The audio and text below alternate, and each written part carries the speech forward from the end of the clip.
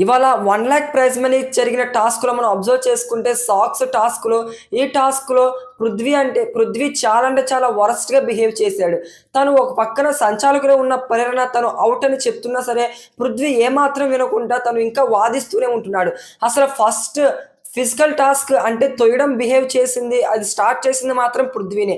పృథ్వీనే first leg అనేది పట్టుకోవడం జరిగింది. సో, ఆ విధంగా ప్రతి ఒక్కరైతే అందరూ కూడా పుష్ చేయడం స్టార్ట్ చేశారు. సో, ఫస్ట్ ప్రేరణ పృథ్వీ ఔట్ అయినా సరే పృథ్వీ బయటికి రాలేదు. So, okay. అది ఓకే. మనం మ్యాటర్ పక్కన పెట్టేస్తే నెక్స్ట్ నువ్వు లైన్ టచ్ చేసావు బయటికి రా అంటే అసలు వినడే సంచాలకుల మాట, ప్రేరణ మాట అస్సలు వినడం లేదు.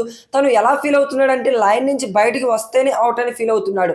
కానీ వాళ్ళు పెట్టుకున్న రూల్స్ ఏంటంటే లైన్ టచ్ అయినా సరే ఔట్ అనే పెట్టుకున్నారు. సో, అక్కడ లైన్ అయితే టచ్ అయింది.